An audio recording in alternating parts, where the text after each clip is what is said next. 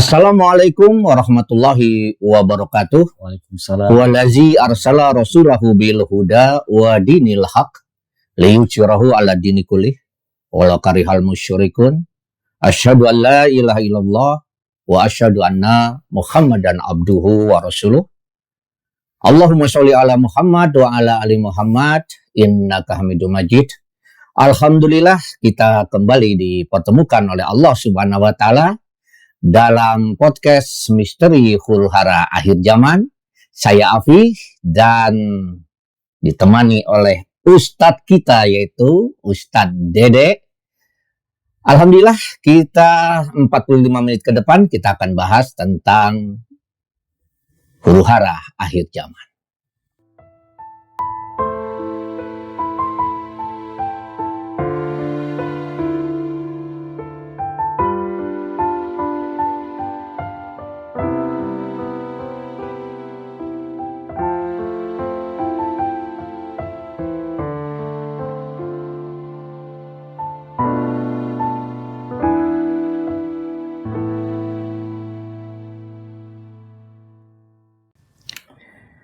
Ustadz Dede.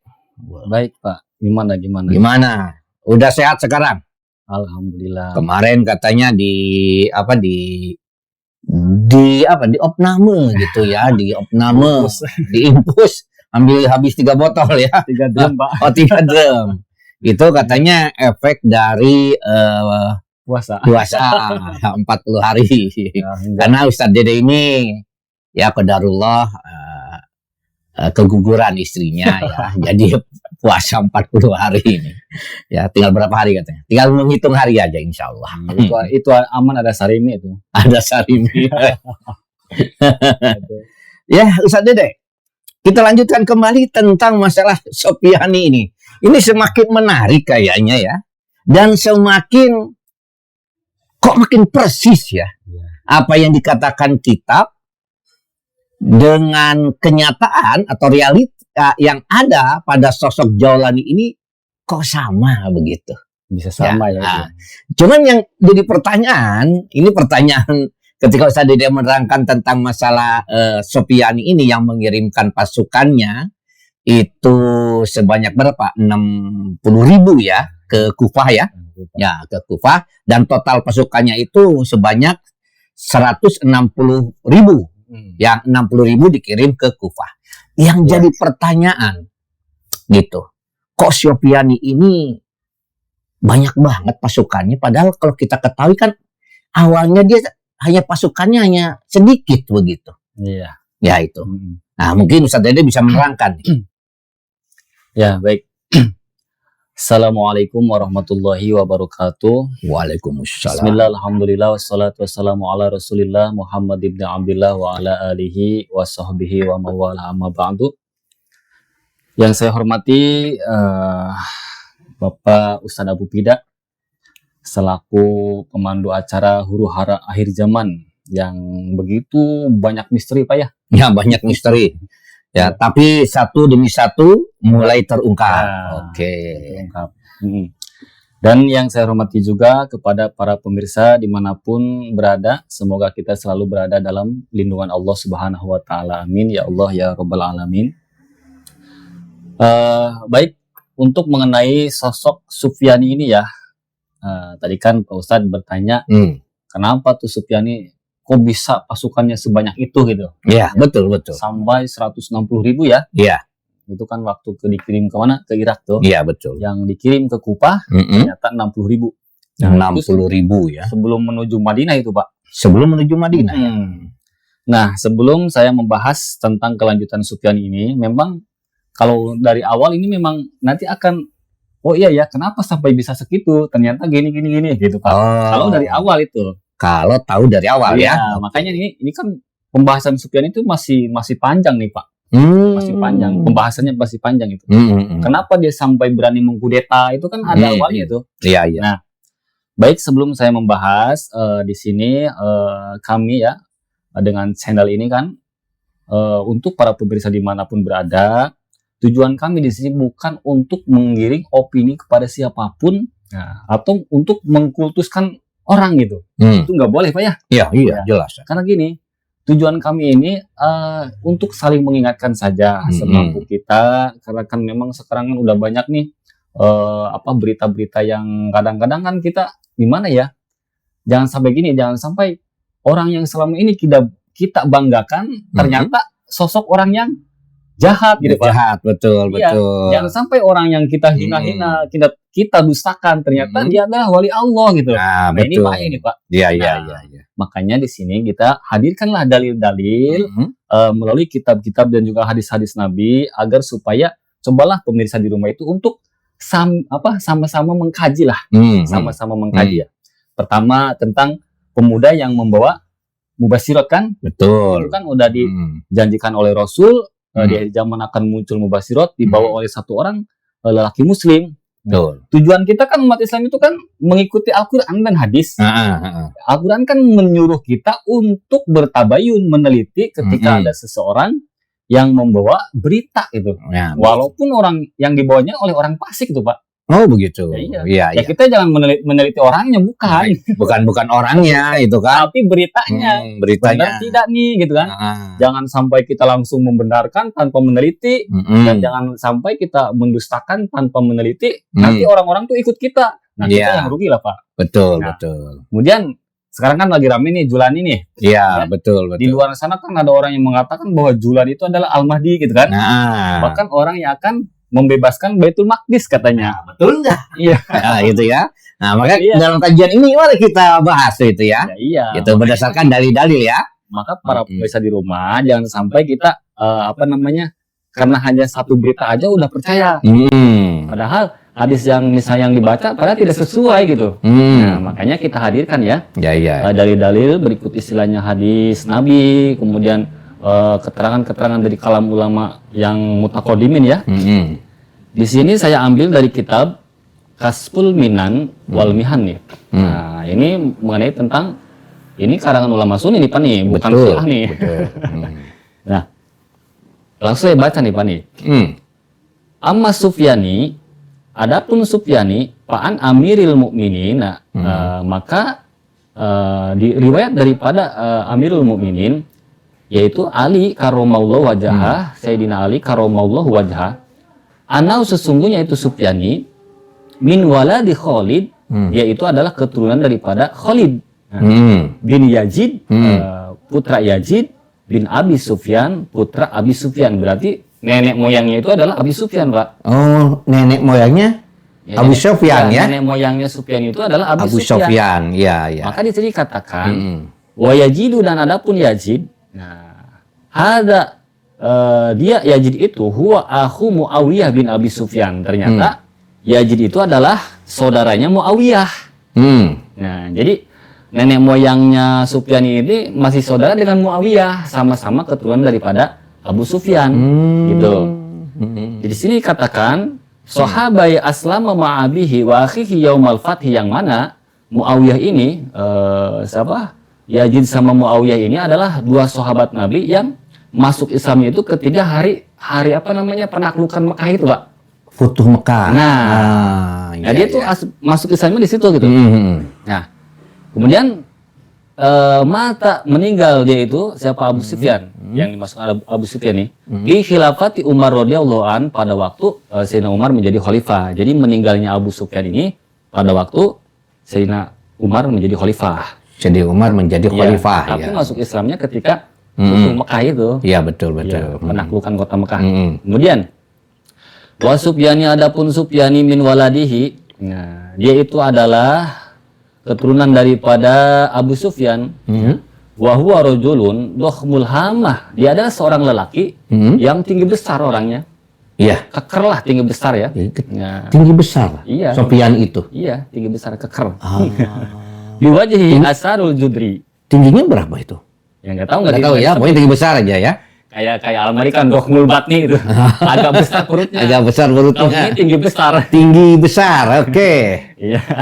Kalau Almari kan dokhmul batni, agak besar perutnya kan. Nah. Gitu. Kira-kira siapa, Pak? Kok hampir mirip dengan Jolani ya? Ya.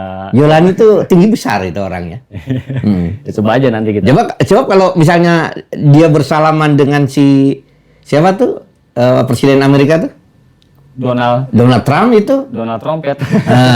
Donald Trump tuh kok Donald Trump ya. ini apa sebanding gitu. Oh gitu ya. Heeh. Berarti sama-sama tinggi ya. Sama tinggi, betul. Di wajhi, di dalam wajahnya itu asarul judriyu, asarul judriyi ada bekas luka sebenarnya di wajahnya itu ya. Di wajahnya, oke. Mungkin ya bekas lukanya seperti apa ya. Wabi ainihi nuktatun, dan di dalam kelopak mata yang hitamnya itu ada titik baydo yang putih.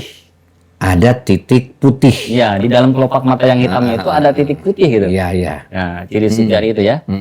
Hakada waroda fi hilyati an Ali karamahullahu wajha, itulah yang sudah ciri daripada Sufyani yang sudah diriwayatkan oleh Sayyidina Ali karamahullahu wajha.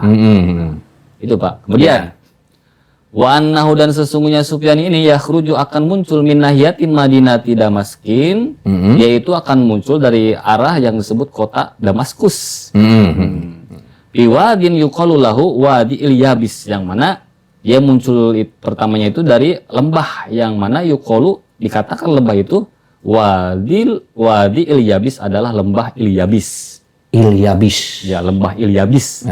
Di mana itu ya? Kemunculannya itu dari lembah Ilyabis. Sufyan itu. Nah, kemudian yu'ta fi manamihi, didatangkan fi manamihi di dalam tidurnya. Diperlihatkan ya, fi manamihi di dalam tidurnya. Jadi Sufyan ini bermimpi, Pak. Bermimpi. Nah, payuqalu dikatakan lahu kepada Sufyani, kum, di dalam mimpinya nih. Ya. Pak akhrij, kum, berdirilah. Pak akhrij, maka keluarlah. Ya. Payakumu, maka berdiri Sufyani, fala yajidu, maka dia tidak menemukan ahadan kepada siapapun di malam pertama nih. Jadi ternyata dia itu bermimpi dulu, Pak. Jadi Sufyan ini pernah bermimpi dulu. Bermimpi. Jadi sebelum dia mengkudeta yang di negeri Sam itu, dia bermimpi dulu sebenarnya. Bermimpi dulu. 3 kali bermimpi. Begitu. Di malam pertama dia bermimpi ada suara lah, hatib, suara tanpa rupa ya. Kata suara itu, berdirilah, keluarlah gitu kan. Nah, dia itu keluar tapi tidak menemui siapapun di malam yang pertama. Kemudian Sumayu tak sania. Kemudian di malam yang kedua, di mimpi yang kedua, payuqalu lahu misal dalik. Nah, ada suara lagi. Kum Pak akhrid, berdirilah, keluarlah. Keluarlah. Di dalam mimpinya. Dalam mimpinya. Dia keluar lagi. Tapi dia tidak melihat lagi, tidak melihat siapapun. Nah, di luar sana. Pas malam yang ketiga, mimpi yang ketiga ini, Sumayuqalu lahu fi salisah. Kemudian dikatakanlah kepada Sufyani fi salisah di mimpi yang ketiga. Kum, berdirilah Pak Ahriz, maka keluarlah. Nah, pangzur, maka lihatlah ila babi dzalika. Kata suara yang ketiga deh. Berdirilah, keluarlah, maka lihatlah siapa yang ada di pintu rumah engkau. Nah, jadi mimpi itu sampai 3 kali ya? 3 kali. Malam pertama dia keluar tidak melihat siapa-siapa. Malam kedua seperti itu. Tapi pas malam ketiga, lihatlah siapa yang ada di pintu rumahmu gitu. Ya. Nah, ternyata Payah hadirup, kemudian si Sufyani itu keluar pisalisah di mimpi yang ketiga ila babi darihi, menuju pintu rumahnya. Faidan, maka waktu dia keluar itu Sufyani itu bisa ma'ati naparin, dia melihat 7 golongan, Pak. Melihat 7 golongan. 7 kelompok. 7 kelompok. Autis atin atau 9 kelompok. Jadi 7 atau 9. Ya, di riwayat itu ada 2. Ada yang mengatakan 7 kelompok, ada yang mengatakan 9 kelompok. Nah, ma'ahum berserta mereka yang 7 kelompok itu liwaun. Mereka membawa panji-panji semuanya. Yang 7 kelompok ini membawa panji-panji, ya, berarti artinya, bendera. Iya, artinya mereka itu bangsa, 7 bangsa berarti kan? Berarti satu, bukan, tapi ada sebuah bangsa begitu ya. Dia membawa bendera masing-masing. Nah, kemudian Fayaquluna, mereka berkata yang 7 bangsa ini yang masing-masing membawa benderanya masing-masing. Kata mereka, nahnu asobik. Kami ini adalah temanmu. Kami adalah temanmu. Ya, berarti yang mendukungnya, dalam mimpinya, kami yang mendukung kamu gitu. Iya, kami adalah temanmu gitu. Ma'arojulin minhum liwaun mak'udun. Tapi di 7 kelompok itu ada 1 orang lelaki, ada 1 kelompok yang mana panjinya itu terikat. Panjinya terikat, ya. Jadi tidak mengembang. Kalau yang kan panjinya kan berkibar nih, benderanya nih. Kalau yang 1 orang itu terikat. Terikat. Kemudian la yarifuna fi liwaihi an-nasru. Mereka yang 6 kelompok tidak melihat kepada satu kelompok yang panjinya terikat itu, tidak melihat kemenangan satupun gitu. Kemenangan satupun. Jadi yang terikat ini tidak pernah memenangi peperangan. Iya, tidak. Satu pun nggak pernah menang. Iya, dia yang 6 ini melihat kepada bendera yang terikat, kamu ini benderanya apa ya? Kamu itu tidak ada kemenangan untukku lah gitu. Iya.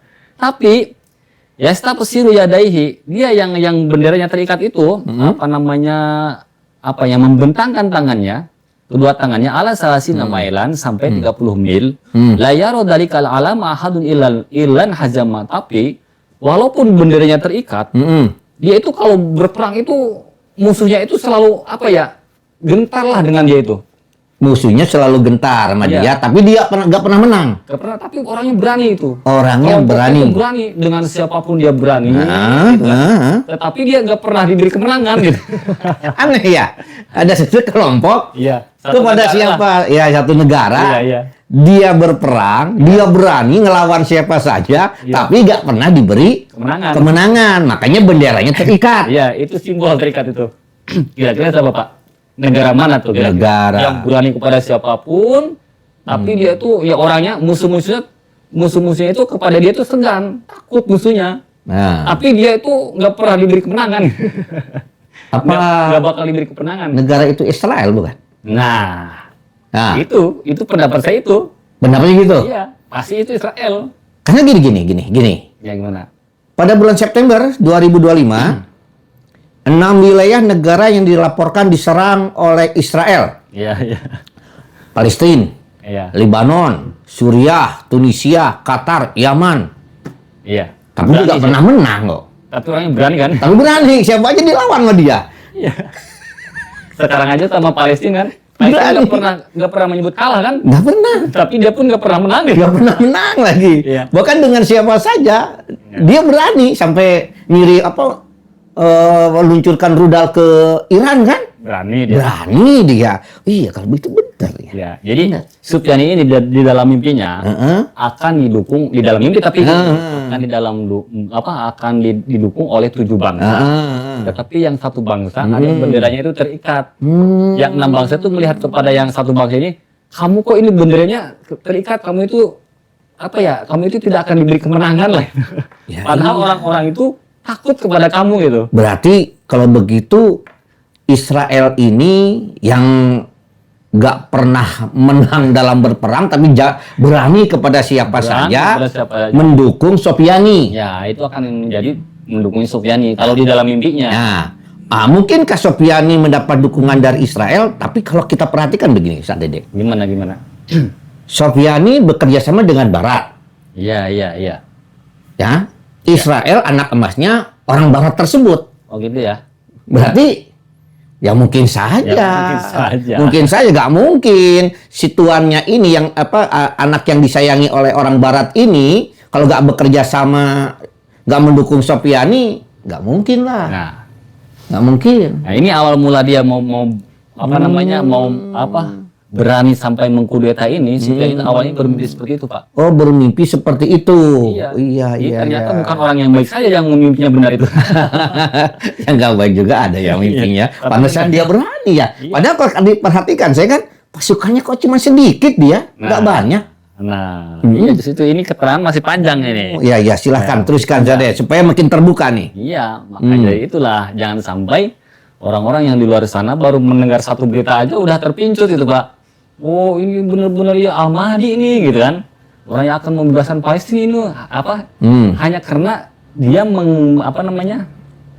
mengkudeta Bashar Assad kan.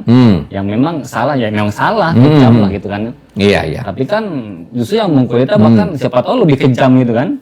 Nah, makanya kita harus cari inilah sama-sama untuk mengkaji lebih dalam itu. Jangan sampai kita tuh, karena kita ini hidup di zaman luka bin luka loh, Pak. Orang yang benar disalahkan, orang yang salah dibenarkan kan. Betul. Gitu, jangan sampai kita selama ini kita membanggakan dia, ternyata dia itu adalah sosok yang jahat. Jangan sampai seperti itulah. Kemudian ini masih dalam mimpinya nih, Pak. Iya. Terus. wa yattabi'ahum. Ya.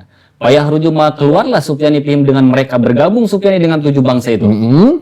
Wa yattabi'uhum dan akan mengikuti kepada 7 bangsa itu siapa nasun manusia min quryatil wadi yang manusia yang berada di lembah-lembah.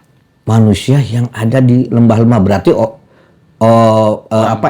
etnis atau Nah, pokoknya orang-orang yang hidup di lembah-lembah pun sampai ikut kepada Sufyani gitu. Iya. Gitu. Itu di dalam mimpinya seperti itu.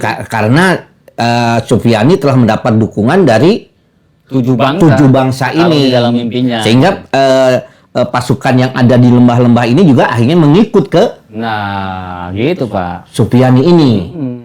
Dalam mimpinya Begitu seperti ya. itu. Mimpinya seperti itu. Makanya dia berani. Nah, tapi nggak usah ditakwil ini. Udah jelas kan mimpinya kan? Udah jelas. Nggak usah ditakwil lah.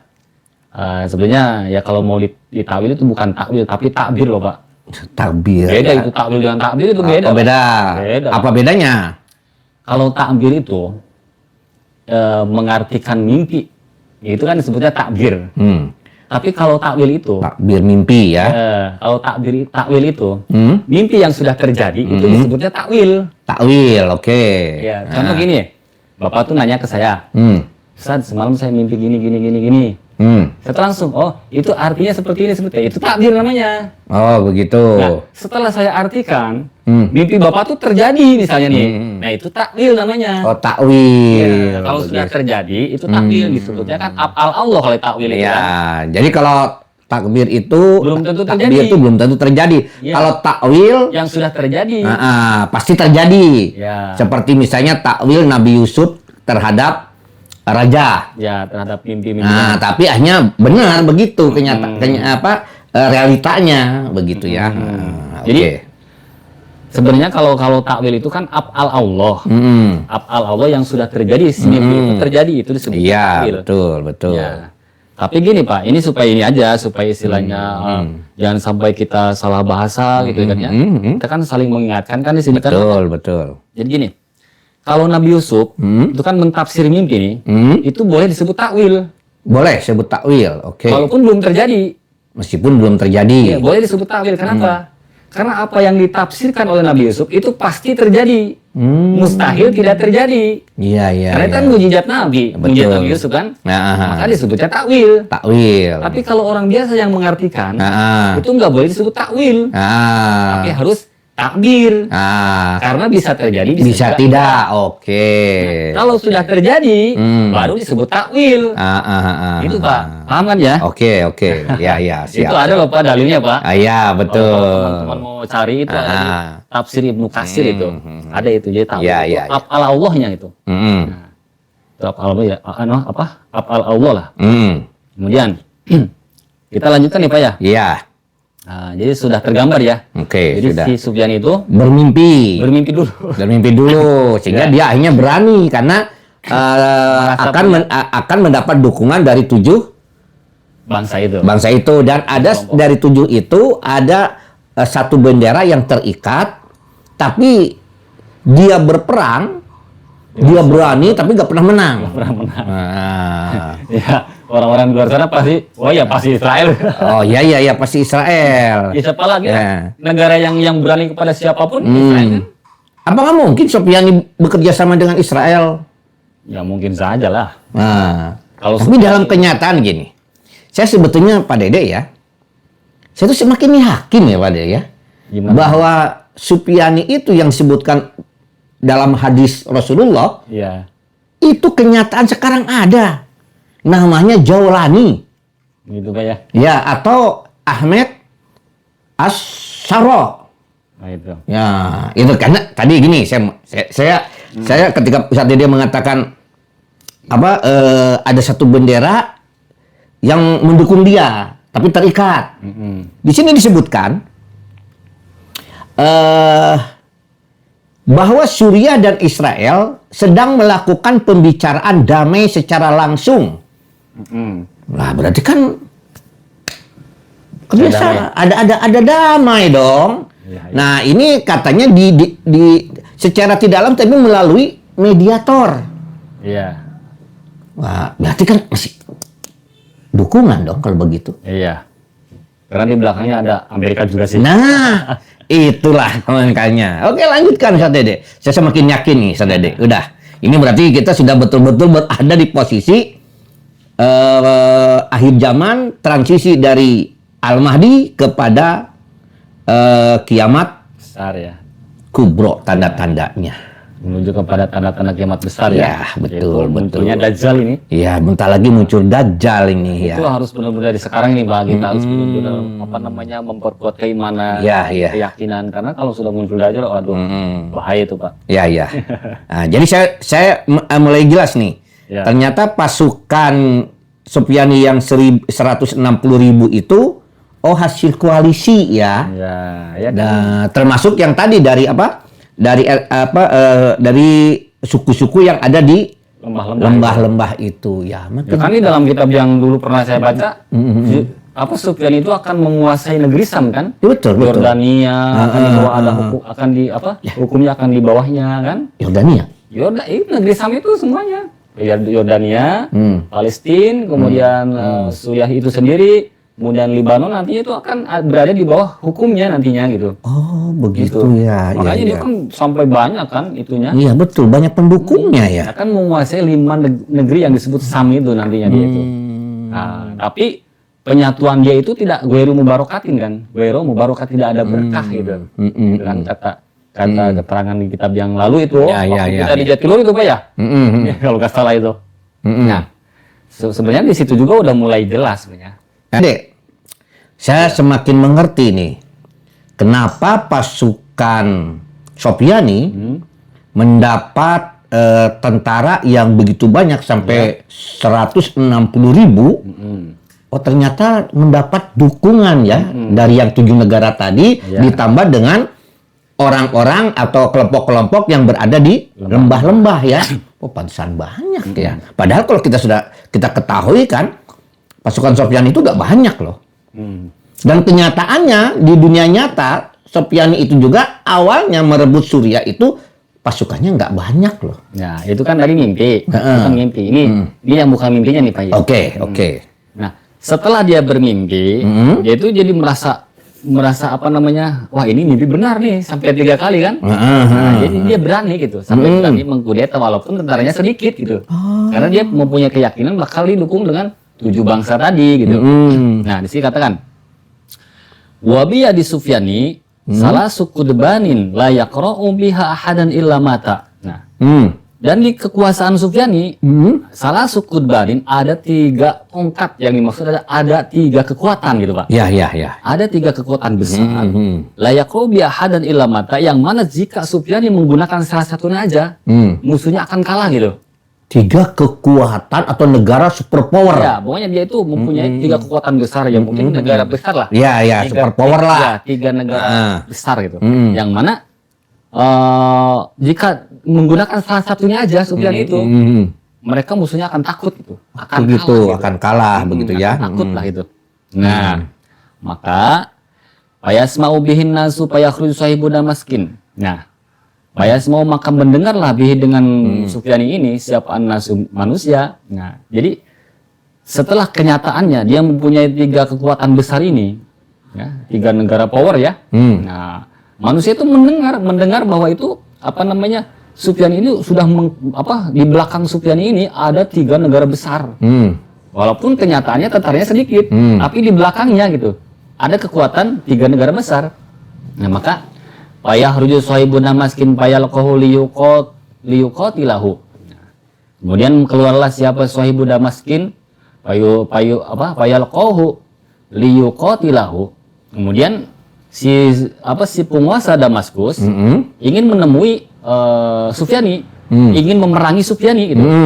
Jadi sebelum Sufyani mengkudeta Suriah, sebenarnya penguasa Suriah itu ingin memerangi dulu sebenarnya. Itu Pak. Ingin memerangi lebih dulu gitu. Nah, tapi Fa'idha nadhuru ila royatihi in hajama, setelah penguasa Suriah, setelah penguasa Damaskus melihat panjinya, melihat benderanya si Sufyani, dia nggak jadi. Oh, gitu. Takut dia. Oh. Fa'idha nadhuru ila royatihi in hajama, dia takut dia. Nah, nggak jadi karena ternyata Sufyan itu di belakangnya punya 3 negara power gitu. Makanya yang awalnya itu yang mau memerangi itu sebenarnya Presiden Suriah sebenarnya. Penguasa Suriah, penguasa Damaskus. Tapi ketika bertemu melihat bahwa Sufyan itu ternyata dia itu mempunyai 3 kekuatan besar gitu kan. Nah, dia tidak berani. Nah, disitulah ada hulu Sufyani yang memasuki Suriah. Jadi dia yang mengkudeta. Sedikit Pak tentaranya. Bah, sedikit. Ya, di sini dikatakan. Pada hulu maka masuklah siapa Sufyani di salah simiatin wasitina dengan pasukan hanya 160 rokiban yang berkuda yang memakai kendaraan. Masuk kemana? Ke Damaskus, yaitu ke kota Damaskus. Jadi dia menyerang Damaskus. Nah, di kitab yang lalu kan kita sudah membaca ya bahwa Sufyan itu inkilabun kan, mengkudeta. Iya betul. Dia itu mengkudeta, pasukannya itu hanya 160 yang berkudanya yang membawa kendaraannya gitu. Gitu Pak. Tapi dia diberi kemenangan tuh karena kan di belakangnya ada 3 negara power, ada 3 kekuatan besar. Iya. Nah, wa ma yamdiu alaihi syahrun hatta yastami alaihi salasun alfan, tapi tidak sampai sebulan dia mempunyai pasukan sampai 30.000 loh Pak. 30.000. Setelah dia mengkudeta, dia itu enggak sampai sebulan, pasukannya sudah 30.000. Bin Kalbin dari suku Kalb kebanyakan. Kok sama ya? Dari suku Kalb. Kok sama ya? Dengan yang sekarang. Oh gitu. Iya. Oh gitu ya. Makin yakin saya udah. Benar itu, benar. Kebanyakan dari suku Kalb itu Pak. Wahum akhwalu, dan suku Kalb itu saudaranya Sufyan kebanyakan. Gitu.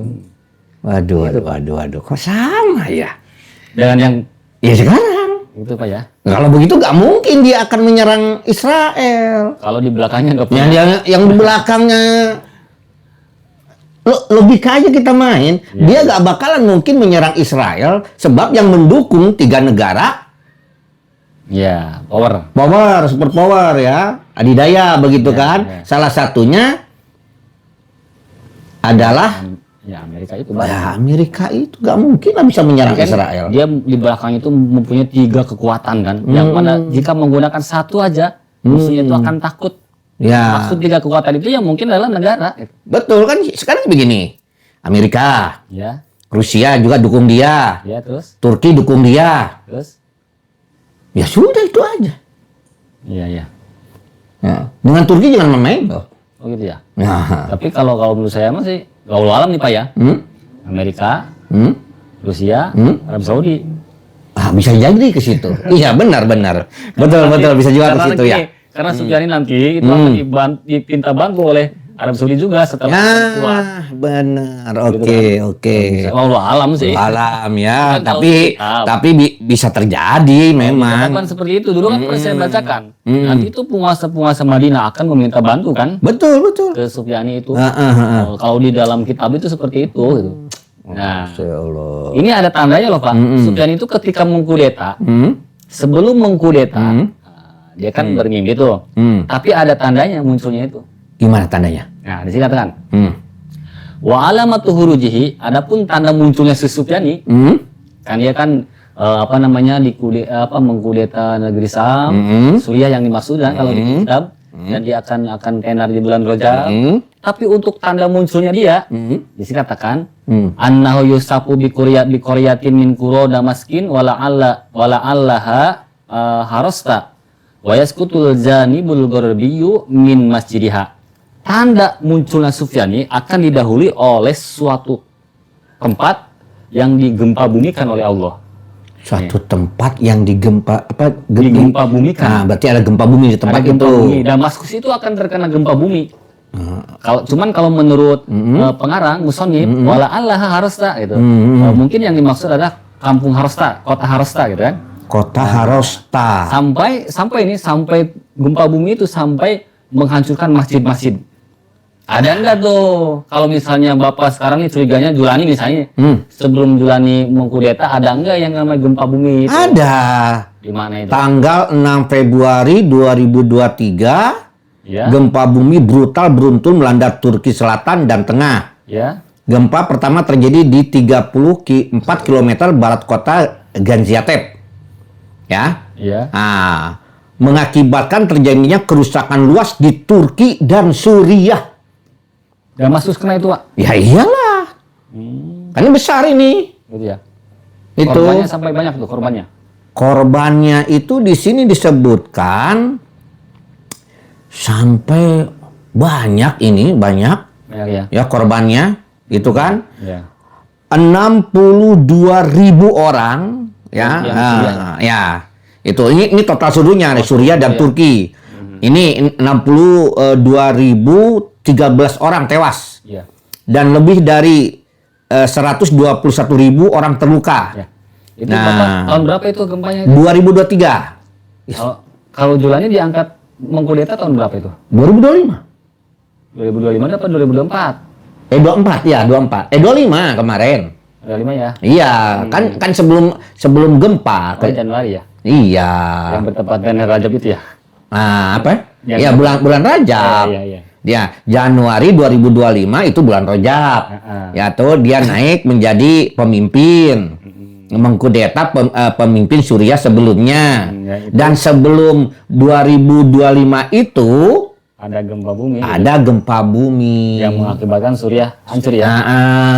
Ya memang saya betul. pernah baca juga sih dulu itu pernah baca. Bahkan kota Harosta itu hancur loh Pak oleh gempa itu Pak.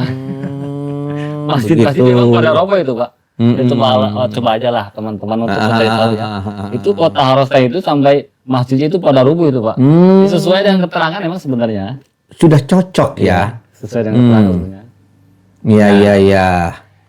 Oke. Nah itu Pak, itu untuk apa namanya penjelasan tentang Sufyani. Nah setelah itu nanti baru dia akan menguasai negeri Sam itu, yang 5 itu yang Yordania, yang apa namanya Lebanon, Palestina, kan, Suriah juga itu sendiri kan. Nanti akan mengirim pasukan ke Irak itu. Oh begitu. Karena kan dia akan menggempur Al-Hashimi kan. Kan banyak peperangan dengan pemuda Al-Hashimi gitu. Gitu Pak. Itu yang perlu kita cari tuh Pak. Oh gitu. Sebenarnya dulu itu yang harus dikaji ini dulu. Nah iya Kenapa kita betul. langsung ke yang menyerang Iraknya gitu. Harusnya nggak dikaji itu dulu. Sekarang Oke. paham ya kenapa Sufyani sampai mempunyai banyak tentara. Ya oke sudah terjawab saya. Udah mengerti sekarang. Ya. Pak Rudi udah ngerti sekarang. Kenapa Sufyani punya pasukan begitu banyak padahal kita sudah tahu bersama bahwa Sufyani itu pasukannya nggak banyak gitu. Oh. Ya memang nggak banyak di sini juga. Gitu Ketika ya. memulai kan cuma 160 apa? Cuman 160 orang aja. Dan Sufyani di alam yang nyata itu Jolani atau Ahmed Ashori itu awalnya pasukannya nggak terlalu banyak juga. Tapi kok kenapa bisa menggulingkan? Ya, di sini kan 360 aja, 300 orang, 360 yang memakai kendaraan kan. Ketika waktu mengkudetanya gitu. Ya. Orang-orang yang udah apa ya, yang sudah inilah kemampuannya gitu, udah tidak diragukan gitu. Udah saya juga gak ragu deh. Udah gak ragu saya Ya, sekarang. kalau saya sih wallahu alam yuk. Pokoknya gini aja pemirsa, coba aja untuk mencari tahu. Ini kitab Kasful Minan ya. Karangan ulama Sunni juga. Iya. Ya, itu kan saya gabungkan dengan kitab-kitab yang awal. Dan saya itu yang saya baca itu dalil, tapi kok bisa fakta dengan yang kejadian sekarang gitu kan. Ya. Artinya untuk dicari tahu lah. Jangan sampai kan sekarang ada lagi rame nih. Katanya Jawlani itu seseorang yang akan membebaskan Palestina gitu kan. Nggak mungkin lah. Nah, dia bekerja sama dengan Amerika masa. Ya, Masuk akal nggak nih? Masuk akal nggak? Yang akan menegakkan syariat Islam katanya. Nggak mungkin, mustahil. Ya. Menurut Bapak gimana? Nggak percaya saya. Bisa nggak orang yang memimpin Suriah Nggak. menegakkan syariat Islam tapi bergabung dengan Barat, bisa nggak Pak? Nggak bisa. Nggak bisa ya? Nggak bisa. Karena orang yang bisa menegakkan syariat Islam di Jazirah Arab, khususnya Suriah, Ya. itu nggak boleh bekerja sama dengan orang kafir. Ya. Kalau bekerja sama dengan orang kafir, mustahil bisa tegak Islam di situ. Bapak tahu nggak? Hmm. Ada satu kelompok Hmm.